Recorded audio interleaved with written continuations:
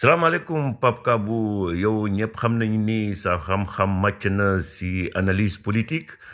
alors gisoon nga lu xew Dakar ci après convocation Ousmane Sonko bi yow ban jàngat nga ci mën a indi. maa ngi lay nuyu di nuyu internautes yi nga xam ne ñoo ñuy seetaan ak ñi ñuy déglu di wax ne li xew démb li xew démb loxoy président de la république mënu cee set benn yoon kay mënu cee set benn yoon mu dugal ci loxoom ak mu ñàkk cee dugal loxoom da cee taq rip lu tax ma ne loxoom daf cee taq rip parce que moom mooy président de la république moom la ñu fal président de la république moo jiite réew mi moom mooy le premier magistrat de ce pays moom mooy aussi ki ñuy woowee le gardien de la constitution moom mooy également le chef suprême des armées kon gis nga acteurs yi nga xam ne ñoo doon intervenir ci événement yi amoon démb ñooñu la ñëpp ci kilifteefam la ñu nekk comme tous les 17 millions de Sénégalais d'ailleurs ñëpp ci kilifteefam la ñu nekk ñi d'accord ak ñi bañ d'accord ñi d'accord ak ñi bañ ñëpp ci kilifteefam la ñu nekk moo tax incident yi ak xewoon démb loxoom mënu cee set loxoom mënu cee set parce que ñi nga xam ne ñoo doon assurer sécurité wu nit ñi ce sont des services spéciaux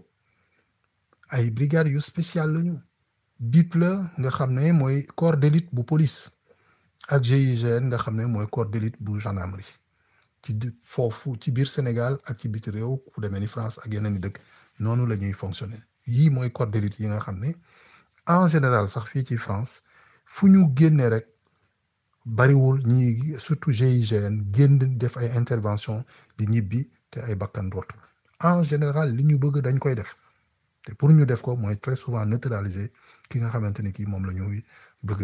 a neutraliser soit dañ koy rey parce que jàngaluñu leen sauver duñu ay pompiers ñoom rétablissement de l'ordre neutraliser ki nga xamante ni kii mooy créer danger loolu moom mooy seen mission kon service yooyu bu ñu leen génnee dafa war a doon lu spécial lu rëy loo xamante ni nii moom mooy koy mën a justifier wante nag ñoom bu fekkente ni ñu bëgg a entraîner wu wala ñuy entraîner seeni nouveaux recrues parce que ñëpp dégg nañu ne notre pays recrute tant de milliers de personnes tant de centaines de personnes yuy dugg dans les corps de services de sécurité fi wàllu police ak gendarmerie ñëpp dégg nañ ko waaw mais est-ce que ñoom bu ñu recruter nag ay nit seen exercice dañuy entraîner seen bopp en prenant Ousmane Sonko comme cobaye loolu jéye la erreur bu mag a mag la bu dee loolu lañ doon jéem Ousmane Sonko bu gaañu dans le sens blessure ñu blessé ko wala yàlla tere ti ko ñu faat ba kanam président Macky Sall du ci mucc du ci set indil na boppam coono indil na réew mi fitna ngoo xamante ni gi du jeex moo tax moom dafa war a jël responsabilité am ba mu mat sëkk ci assurer sécurité wu Ousmane Sonko donte ne jamaalem la ci wàllu poste président de la République jamaalem la te moom moo ne woon ci République du Sénégal en 2016 moo ñu proposé moom président de la République une réforme constitutionnelle bi nga xamante ni bii daf ci dugal benn poñ bu ñu nga xamante ni moom la ñu tuddee le statut du leader de l'opposition mu dugal ko ci ñu campagne pour le oui nit ñi voté oui kon réforme bi depuis 2016 ce poste de statut ak statut leader de l'opposition bi jusqu'à présent voté luwul loi bi avant sax muy jël décret buy organiser loi bi alors que ce poste-là c'est un poste éminemment utile extrêmement utile pour le dialogue bi nga xamante ni c'est indispensable entre le pouvoir et l'opposition dialogue bi ce n'est pas réunir seulement les gens dans des salles de conférence et autres comme je le dis très souvent mais moom ak le principal leader de l'opposition mën nañu di échanger de temps à autre bu ma kenn wax ne lan moo tax may proposer Ousmane Sonko parce que naturellement moom la je dis bien naturellement d'abord moom la et puis deuxièmement boo jëlee assemblée nationale ban parti moo fa ëpp ay député à part Benno Bokk Yaakaar c'est naturellement le PASTEF moo fa ëpp député boo jëlee itam le score à la présidentielle Ousmane Sonko est arrivé troisième derrière Idrissa Seck qui a rejoint le président Macky Sall donc ñoom ñaar ils sont de la majorité présidentielle kan moo des dans l'opposition parmi ceux qui sont dans l'opposition c'était lui le mieux placé donc naturellement boo jëlee score présidentiel moom la boo jëlee score législatif moom la donc de ce point de vue là bu ñu créé woon ce statut là xanaa kon moyens yu ndaw yi cay dem moom lañ ko xaw a soxore wala moom lañ ko yéenewul mais nag loo gis dafa am njëkk ba ci jàmm dafa am njëkk jàmm dafa am njëkk te investissement la boo xamante ni bi war nañ ko ci def nga xamante ni bii bu boobaa dinañu éviter problème yu bëree bëri yi nga xam ne ñu ngi koy am ci réew mi nga xam ne dafay mujj gàkkal sax image yu Sénégal te mënoon naa ñàkk. je dis que loxoy président du ci mën a set bu dara amee bu dara dalee président Ousmane Sonko parce que moom la ñu jox doole mu tànn un ministre de la justice garde des sceaux dénk ko sunu ay tribunaux kooku nommé son procureur tribunaux yu organisé wu seen organisation selon la loi di fonctionner mais mu am benn lien hiérarchique bu am diggante moom ak le parquet. d'accord kon aussi noonu lañ ko mayee yoon ak doole mu tànn ki nga xam ne mooy ñi nga xam ne ñoo yor sunu kaaraange muy le ministre des forces armées ak le ministre de l'intérieur moom moo leen di tànn ànd ci ak premier ministre am kon nga gis ni fii ak lu mënti xew amul fenn fu muy mën a jaar foo xam ne bu ñuy gas tuuti du ñu yegg ci si moom faaw ñu yegg si moom du moom moo toj vitre bi dégguñu ko bi muy santaane ñu toj vitre bi wante moom moo tànn ñi ci toj vitre bi kon bu ñuy topp responsabilité yi faaw ñu yegg ci moom te duñ ci mucc te nag on parle de république yii yëpp mën nañ cee bañ a yegg et je pense que lu gën a yomb mooy na jël ay responsabilités am mu siffler la fin de la récréation ñu ngi ma naan gatsa bi ngeen may wax gatsa Ousmane moo ne gatsa oui foo déggee sama gat newu ci rek dafa fekk nit ki mer na defante moom mooy indi ba ñu yegg ci boobu baat gatsa bi ce n'est pas Ousmane Sonko ak Pastef contre les forces de l'ordre déedéet c'est les partis politiques entre eux foofu la gatsa bi amee sens foofu lay waxee gatsa mais les forces de sécurité GIGN ak BIP mais ce sont des forces disproportionnées foofu combat mënu fa am force de sécurité yii ñuy lim nii muy BIP muy GIGN mënuñu rivaliser sax ak sécurité wu président Ousmane Sonko parce que yamuñu ñii non seulement ils sont surarmés et hyper protégés alors que ñii ay protection civile yoruñu ay armes au mieux ay gourdin ay bombe ak yeneen ay lacrymogène yooyu la ñu yoruñu yenn tibu gànnaay yi nga xam ne GIGN wala BIP yor na ko kon foofu gatsa bi nan leer ça ne concerne pas les forces de l'ordre ak le Pastef déedéet du loolu Pastef APR moom Ousmane Sonko ku ko déglu sax di nga dégg bu baax li muy wax waaw buñ leen bàyyee woon buñ ñu bàyyee woon ñun ak ñoom kese di nga gis loolu lay wax mais fii ñii dañuy tooñ suuxlu wax leen lu leen neex ba pare ñëw nag daw làqu ci ginnaaw force de l'ordre et de sécurité moo tax les forces de l'ordre et de sécurité c'est vrai qu'ils sont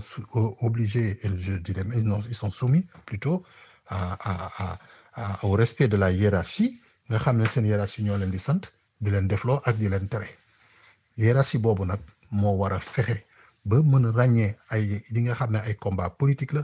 ay action politique la tribunaux yi bañ cee dugal seen loxo les officiers supérieurs et les généraux bañ a dugal aussi seen loxo ci loo xamante ni ay combat politique la entre partis politiques ou entre adversaires politiques ñu bañ cee dugal seen loxo ñu cantonné wu dans le contrôle et l'assurance la garantie de la sécurité des personnes et des biens loolu mooy seen yëf gatsa bi mënul doon benn yoon Pastef contre l'armée ou Pastef contre la gendarmerie ou la police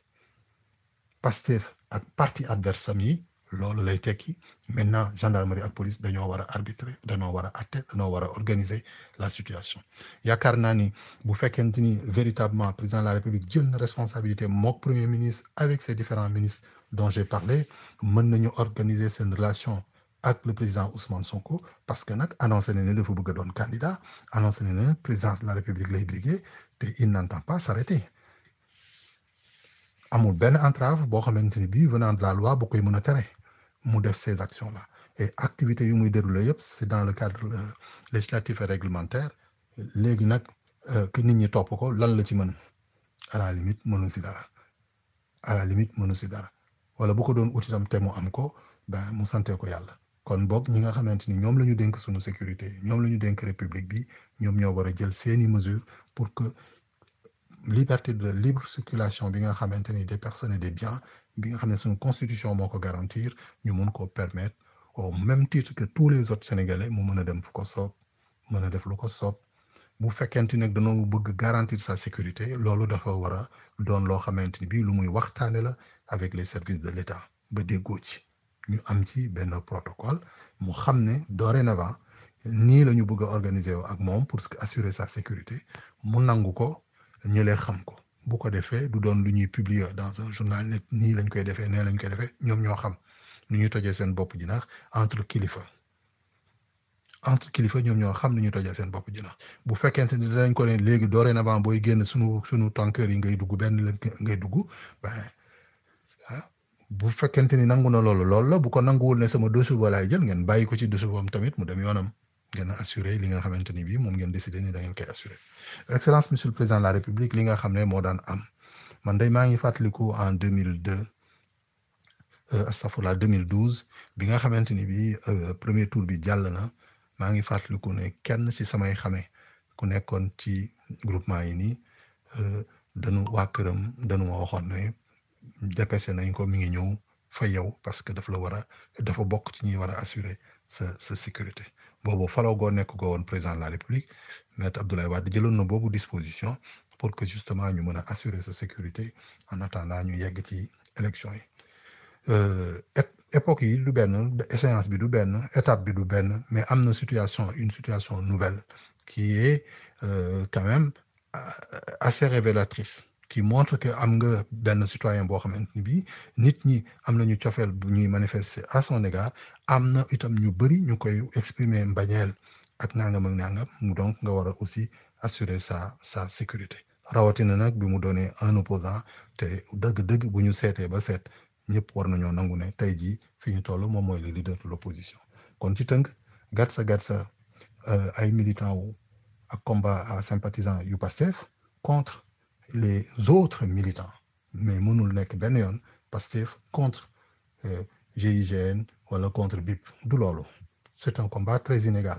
d'accord par contre bu fekkente ne population yi toog nañu gis ne GIGN BIP toutes les forces armées ñoom ñëpp ñu ngi coaliser au lieu ñu doxal yoon au lieu ñu fexe ba sécurité am pour tout le monde yemale ñëpp ñu gis ne dañoo jéng peuple bi boobaa bu jógee amul GIGN amul BIP amul armée amul dara peuple moo gën a fort ku ne ci àddina bi yëpp gis nañ ko moo tax looyu escalade yooyu la ñu war a éviter bañ a yegg foofu kon excellence monsieur le président de la république yaa war a jël say responsabilité nga réorganiser lii yëpp parce que sécurité bu biir réew mi si sa ay mbagg la tegu di leen gërëm di leen sant li moo doon sama analyse bi nga xam ne moom laa mënoon a def ci question bi à très bientôt au revoir